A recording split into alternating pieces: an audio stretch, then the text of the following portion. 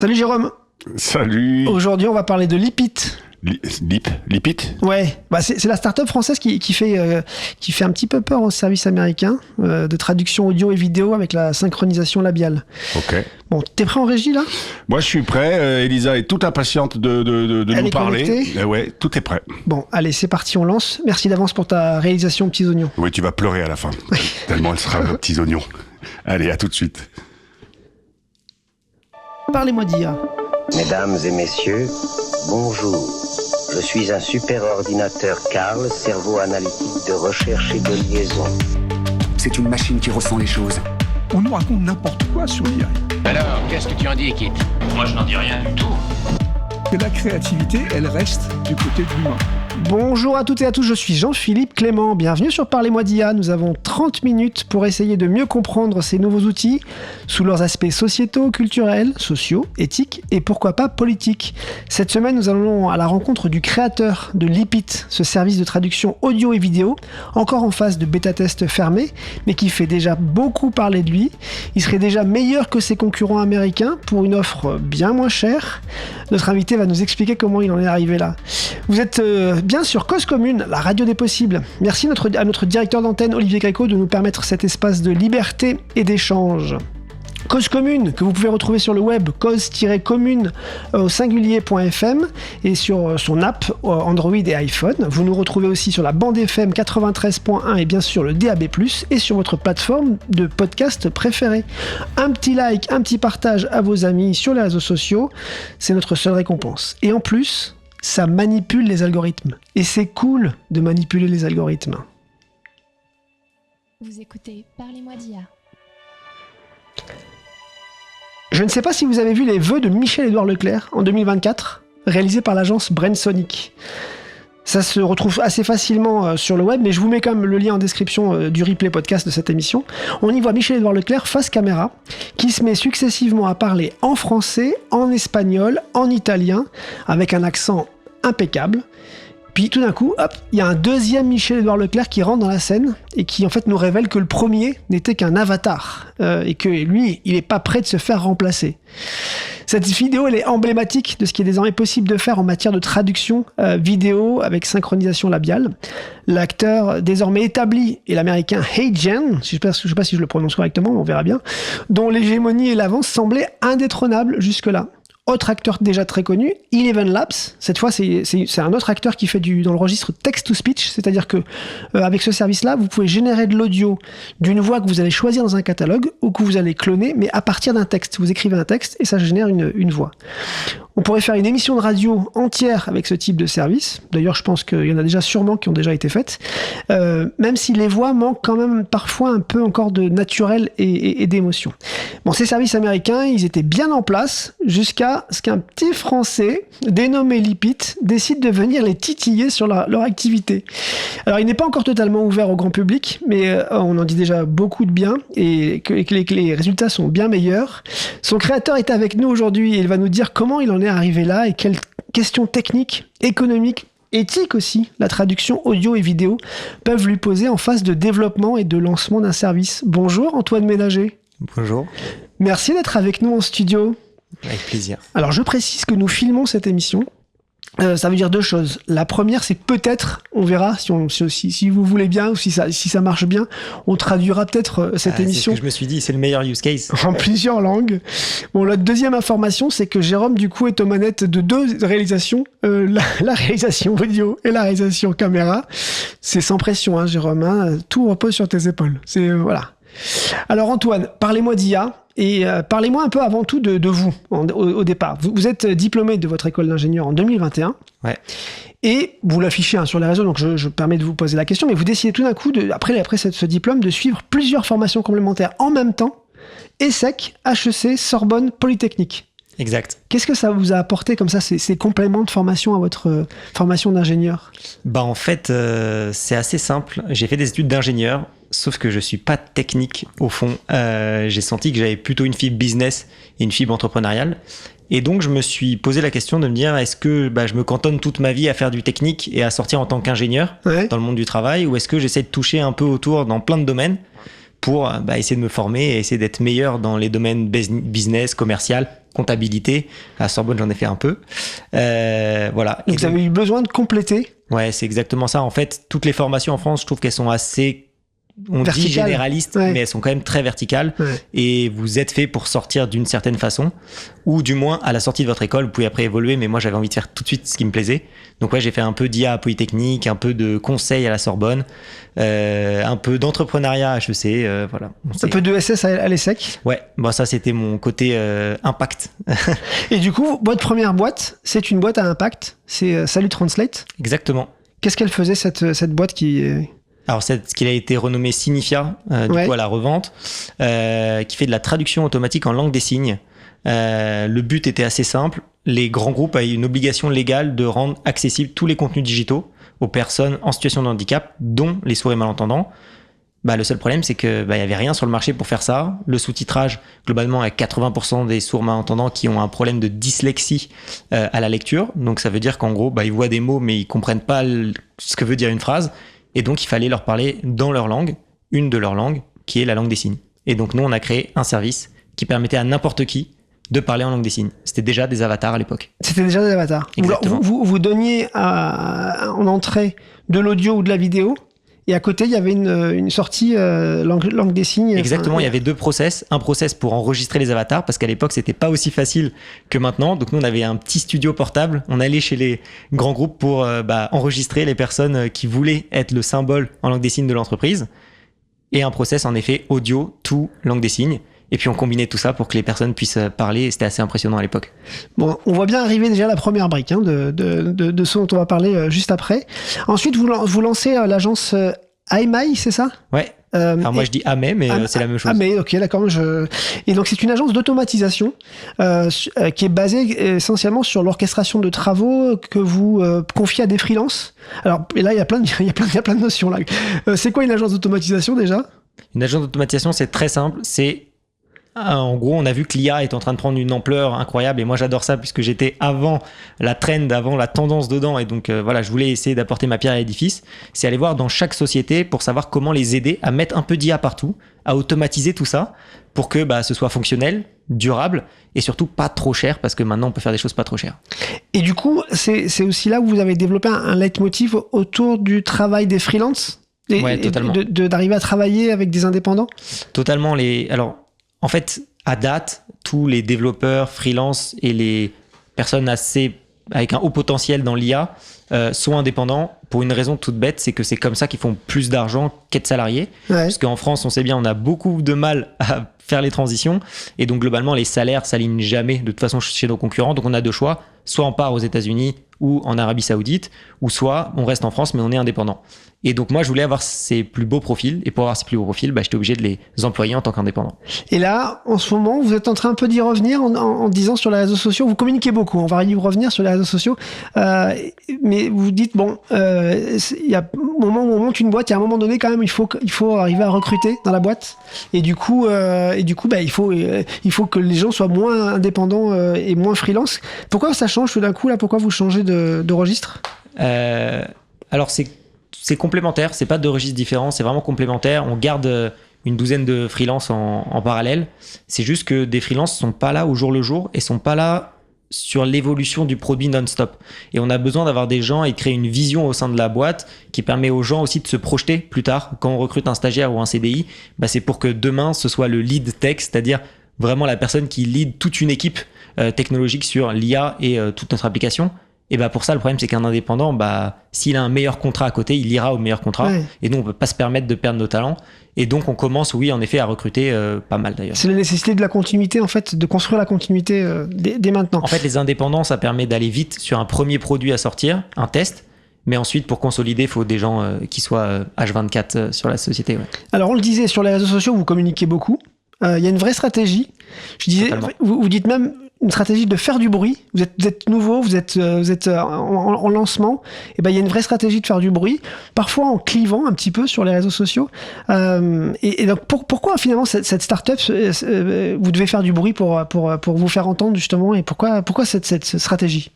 Alors déjà, à date, tous les contenus en relation avec l'IA font plus de bruit qu'on ne le maîtrise. Ouais. Donc on a de la chance sur ça aussi. C'est pas forcément que Et une du fait de amplification. notre talent, c'est aussi du fait de la tendance actuelle.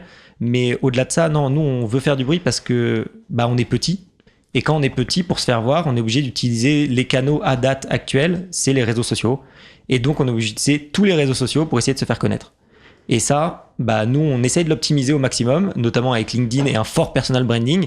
Parce qu'en fait, on s'inspire des Américains. Les Américains, soit ils créent des sociétés qui sont très vite rentables avec beaucoup d'argent et ça marche, ou soit ils créent des sociétés qui prennent un peu plus de temps, ce qui va sûrement être notre cas, mais par contre avec un fort personal branding, c'est-à-dire une personne qui illustre la société et qui incarne la société. Et ça, c'est mon rôle. Très bien. Et donc après Signifia et après Amei, vous décidez tout d'un coup de lancer Lipit. Exactement. En fait, c'est un des clients de l'agence Amei qui m'a... Comment vous décidez à lancer Lipit ? C'est un des clients de l'agence Amei qui me demande à un moment de savoir s'il peut traduire en fait toutes ses vidéos dans toutes les langues. Parce qu'il a un gros marché français, un marché émergent espagnol et un marché émergent dans les pays de l'Est. Et il me demande est-ce qu'on peut utiliser de l'IA parce qu'il ne connaît pas et c'est mon rôle avec l'agence de mettre de l'IA partout, de savoir si on peut traduire tout ça. D'accord. Et ça fait tilt. Et donc vous faites un premier test ? Je fais un premier test jusqu'à fin de l'été, donc août. Ouais. Et je sors une version et je me dis, soit cette version, elle est super et je crée une nouvelle société. C'était pas mon but à la base de remonter tout de suite une startup. Mais voilà. Ou soit elle est pas très qualitative. Je l'intègre à mon agence. Je facture quand même des prestations dessus parce que c'est déjà waouh. Mais ce sera pas une société et il y aura des géants américains qui vont venir récupérer ce marché-là. Je l'avais pressenti.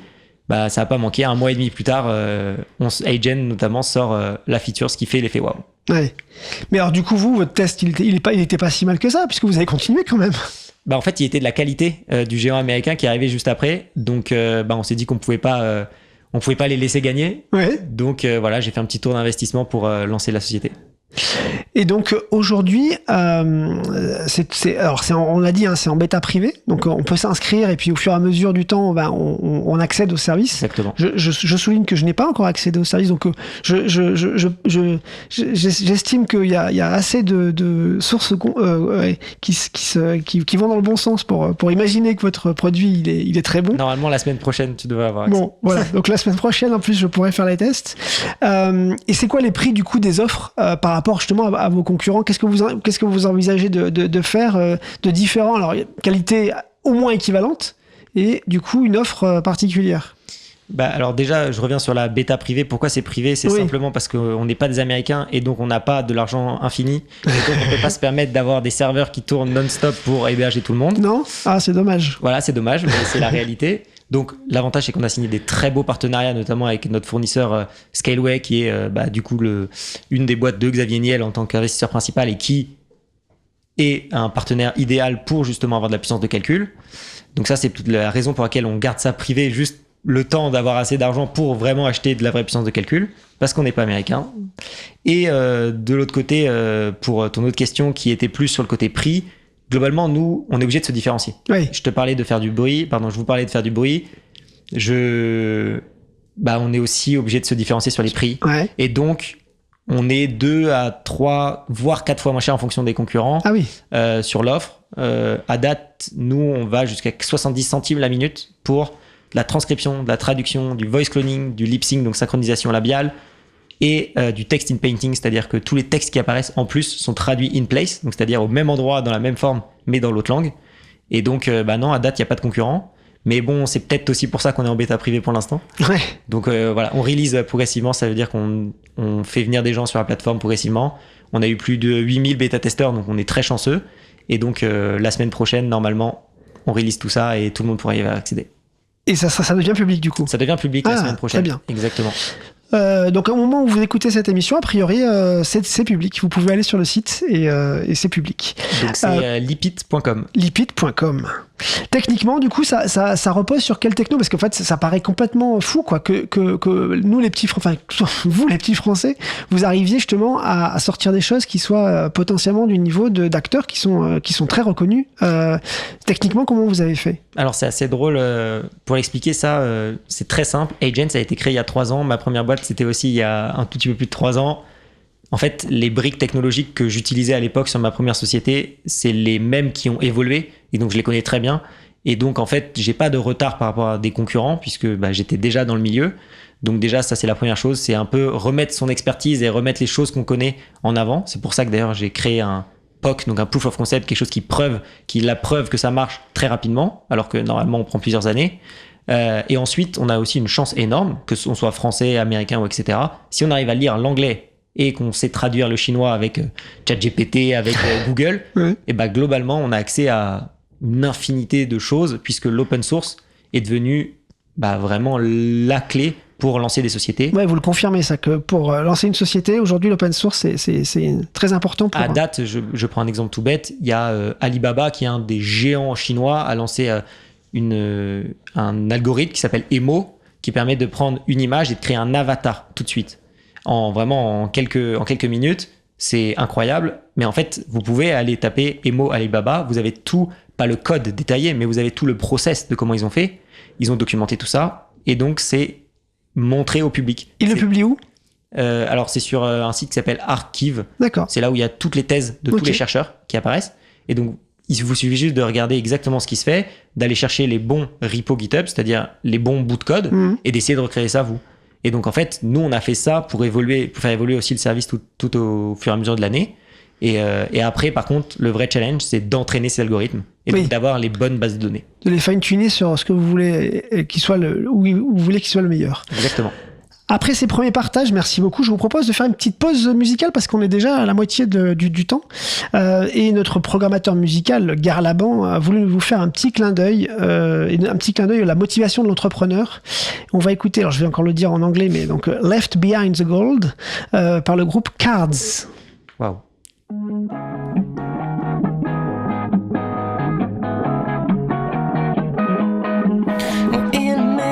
Stone, gonna give it to you cold. I don't wanna hurt your feelings, but I think that you should know. Anybody ever thought that they could steal away the flow?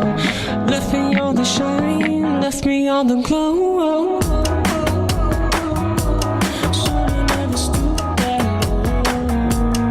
Left me on the shine, left behind the gold. Left me on the shine, left behind the gold.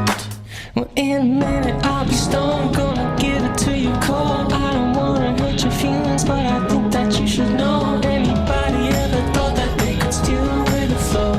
Left me on the shine, left me on the glow. Should've never stooped that low. Left me on the shine, left behind the gold. Left me on the shine, left behind the gold. Okay, I'm shiny, shiny, shiny like a diamond, diamond, diamond. They can't stop me, stop me, stop me. You know I've been the best, lick this rocky, rocky, rocky. You get cold, dripping from my automatic wrist to my toes. You know how it goes when the knife's in the right hand. She cuts and I bleed an ocean. You took my heart on the road, but you left me on the shine, left me on the glow.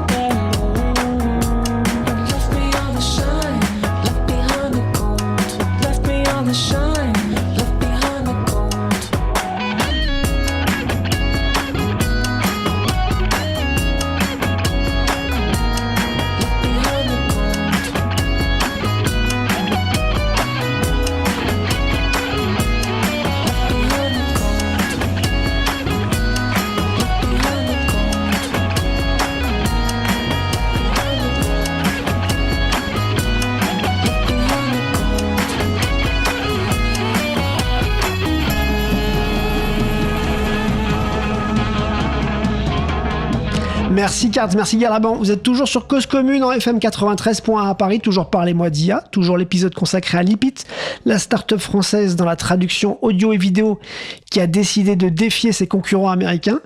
Nous sommes toujours avec son fondateur Antoine Ménager. Antoine, on évoquait donc un peu la solution et comment elle fonctionne. Donc il y a déjà des bêta-testeurs en cours sur la solution qui est en train de s'ouvrir. Donc peut-être qu'au moment où on parle, elle est déjà ouverte, lipit.com. C'est quoi les premiers usages que vous constatez de cette solution par vos premiers utilisateurs? Alors, on a 2 grosses catégories d'utilisateurs. Après, on a un micmac de plein de gens qui ont envie de tester, mais globalement, on a 2 grosses catégories. C'est des agences digitales qui revendent le service. Ouais. Donc bon, nous, c'est un peu frustrant parce qu'on se dit qu'on aimerait que ce soit les gens directement qui utilisent, mais globalement, c'est un peu le marché des réseaux sociaux. C'est de revendre des choses à des gens qui ont plus d'argent mais qui n'ont pas de temps. Ouais.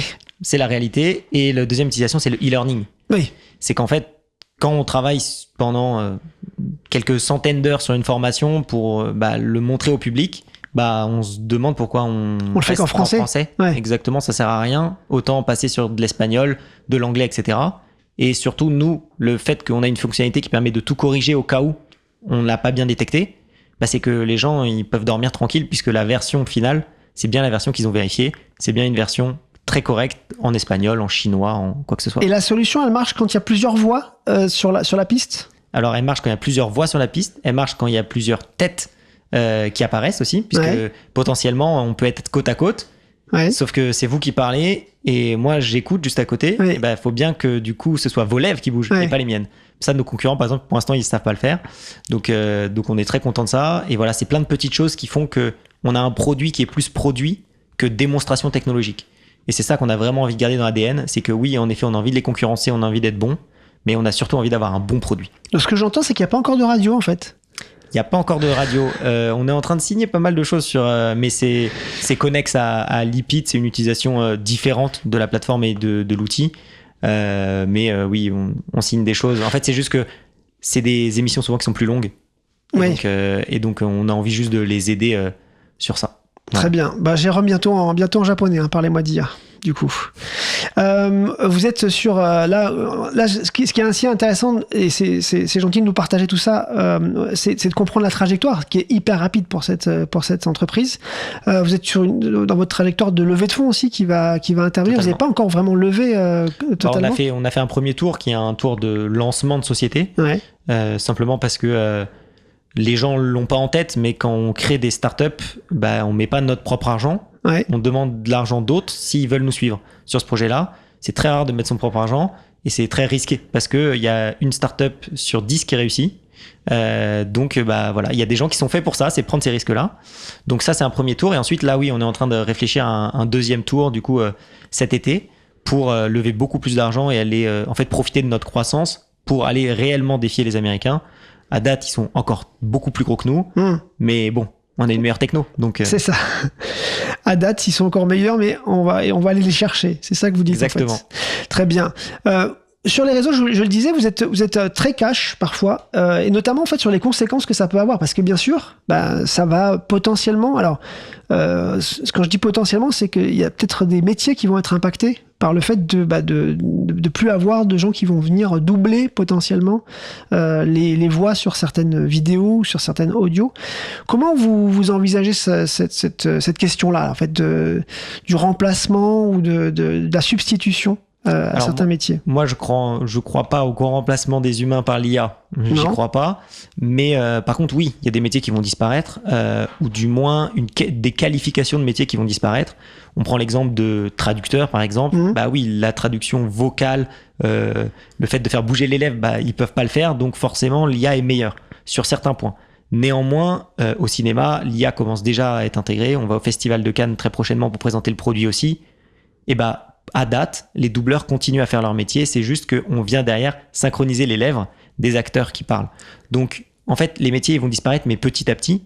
Et surtout, il y a un truc qui est important à avoir en tête, c'est que même si des métiers disparaissent, des gens vont se reconvertir et avoir un nouveau rôle. Je prends souvent l'exemple de la caissière. Oui, il y avait 4 caissiers avant. Maintenant, il n'y en a plus qu'une au borne automatique. Il y en a une qui a fait le choix quand même d'accepter l'innovation et d'aller au borne automatique. Elle n'a pas perdu son boulot. C'est comme ça que la société elle fonctionne et qu'elle évolue. Donc moi je suis cash en disant que oui, ça va faire disparaître des métiers. Oui, c'est cash, quand vous dites ça, c'est très cash pour le coup. C'est en fait vous comprenez que ça peut potentiellement un peu choquer certaines personnes quand elles vous entendent dire ça, quoi. C'est-à-dire que on se dit mais pour le coup c'est. Mais encore une fois, moi j'ai 26 ans, peut-être que dans 20 ans, 30 ans, je dirais d'autres choses et je les formulerai autrement. Mais à date, moi je parle comme je ressens les choses. À date, l'IA va remplacer énormément de métiers. Faut pas en avoir peur parce que les ressources vont être redistribuées, donc vous inquiétez pas. Mais Mais par contre, oui, ils vont remplacer des métiers. Et les premiers métiers qui sont impactés, il faut qu'ils soient conscients. Parce se reformer sur l'IA, c'est pas instantané. J'ai vu que vous avez fait un super podcast avec Sophie Arras sur la formatrice. Voilà, ce qu'elle disait, c'est qu'en 3 heures, on peut pas tout voir non plus. Non. Et voilà, typiquement, c'est pareil, l'IA, au global, ça prend des années à l'apprendre et surtout à l'appréhender. Et donc pour ça, faut commencer maintenant si vos métiers disparaîtront dans 2, 3, 4, 5 ans. Et en même temps, vous disiez quelque chose en préparation de cette émission quand on s'est parlé. Vous me disiez un truc qui était hyper intéressant, c'était le fait de dire que vous allez quand même avoir besoin d'humains pour continuer à entraîner vos algorithmes. Parce que sinon, il y a un risque d'un entraînement sur lui-même, c'est ça ? Exactement, c'est ce qu'on appelle le plafonnement de l'entraînement d'une IA. Globalement, si vous entraînez toujours sur des données, imaginons, les humains, on a parlé sur Terre, je sais pas combien de milliards d'heures, et on donne tout ça pour faire un super modèle qui parle super bien. En fait, ce modèle, il va rester à ce niveau d'excellence, mais il n'ira pas plus haut, il sera pas meilleur parce que il peut que générer une qualité qu'il a déjà. Ouais. Il pourra pas s'améliorer. Donc, il y a des processus qui permettent un peu de le faire, mais globalement, ça marche pas très bien. En tout cas, à date. On verra peut-être dans les années à venir. Ouais. Donc oui, on a besoin de gens. Vous avez fait un épisode qui parlait notamment des clics Amazon pour détecter les piscines. Typiquement, oui, ça, c'est des gens qui cliquent. Alors non, c'est pas des gens qui cliquent pour dire est-ce que c'est une piscine ou c'est pas une piscine. C'est des gens qui cliquent pour entraîner une intelligence artificielle pour savoir ce qu'est une piscine ou non. Mais oui, on a besoin de gens. On a besoin de gens qui font de l'opérationnel. Et donc, même les métiers qui sont pas très qualifiés, il y en a qui vont clairement rester. Et les traducteurs, nous, on vend un service, mais par contre, on est très content que les traducteurs viennent nous expliquer que cette formulation en chinois, elle se dit pas trop. Que l'émotion peut-être pas, ne passe pas autant que ce qu'il pourrait faire. Le rythme des doubleurs, par exemple, très important. La VF, très connue dans le monde entier, la version française des films. Mais en fait, on traduit pas ce que disent les Américains. On adapte à la langue française. Et pour apprendre tout ça et pour que nos algorithmes puissent le faire, il faut qu'ils nous aident à le faire.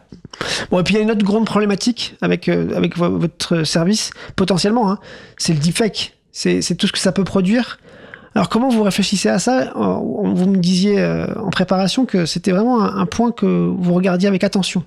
Surtout en ce moment, parce que on a eu beaucoup de gens du coup qui utilisent le produit et en fait, on s'est rendu compte qu'il y a des gens qui l'utilisent pas très bien ou pas dans le bon sens.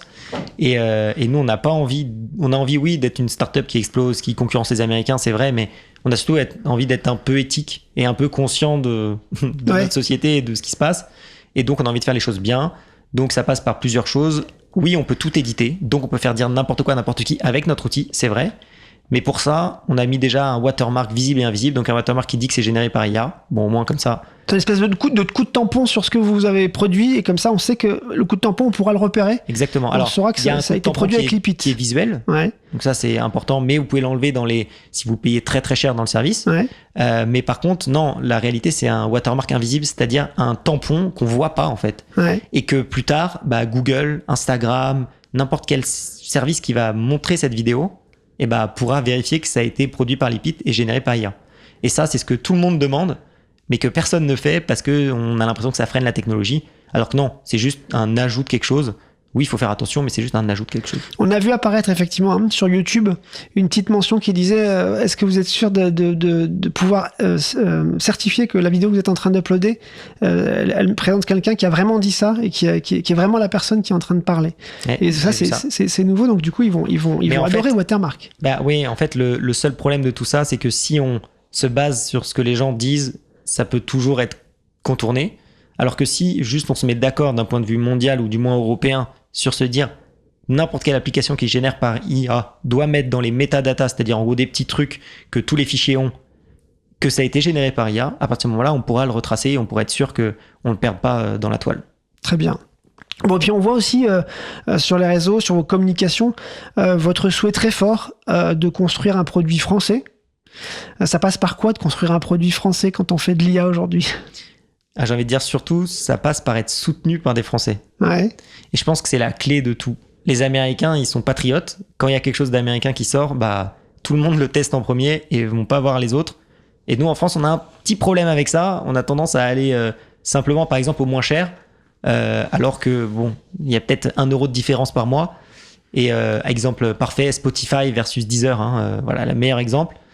Mais voilà, nous, on pense qu'on peut être le prochain Deezer, mais le Deezer qui dépasse Spotify, parce que faut montrer aux Français qu'on peut être moins cher que les Américains, qu'on peut faire aussi bien qu'eux, et que surtout on a des talents et nous on paye très bien nos talents justement, un cadre de travail incroyable pour que les gens nous rejoignent et se disent j'ai le choix, soit je vais aux États-Unis, bon d'accord, je gagne 10% de plus, mais bon Lipit il paye bien quand même, j'ai des vacances illimitées, j'ai plein de choses, donc bon allez on vient chez Lipit.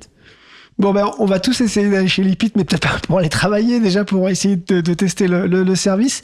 C'est l'heure de conclure, merci beaucoup pour ce partage. Nous, les IA, nous sommes des boîtes noires et que c'est dangereux. Mais penses-tu connaître toutes les règles de gestion qui t'animent ? Ah mais c'est vrai qu'il y avait Elisa qui nous écoutait, et du coup, elle a une question pour vous. On dit que nous, les IA, nous sommes des boîtes noires et que c'est dangereux. Mais penses-tu connaître toutes les règles de gestion qui t'animent ? Qu'est-ce que vous en pensez, Antoine ? Je pense que les IA, c'est comme les humains. On a une belle carapace, mais à l'intérieur, personne ne sait réellement comment ça fonctionne. Et oui, les IA, c'est ça. On l'entraîne, c'est-à-dire qu'on lui donne tout ce qu'il faut, ça s'appelle l'éducation et l'entourage pour les humains. On lui donne un maximum de choses et puis après, il se construit par elle-même. Donc oui, je pense que je suis une boîte noire et surtout par rapport notamment à la communication. Quand on communique, on est obligé de se fermer à ce qu'on a envie de communiquer et pas forcément parler de là où on habite. On a eu un problème parce que j'ai dit où on travaillait, typiquement. Donc il y a des choses, il faut faire attention. Voilà. Très bien. Bon, en tout cas, merci beaucoup. On vous retrouve sur lipit.com. Enfin, votre service, on le retrouve sur lipit.com. Il y a ma grosse tête dans la landing, donc vous pouvez la voir. Et il y a sûrement aussi votre tête pas loin, parce qu'effectivement, il y a un branding très fort autour de vous. Merci d'avoir partagé toutes ces infos et vos débuts très prometteurs et cette stratégie et cette trajectoire globalement. On vous souhaite le meilleur pour la suite. Merci. Et puis, écoutez, n'oubliez pas de liker cet épisode parce que ça manipule les algorithmes et c'est cool de manipuler les algorithmes. On reste sur 93.1 sur Cause Commune. Il y a plein d'autres émissions à découvrir sur cause-commune.fm et je vous dis à bientôt.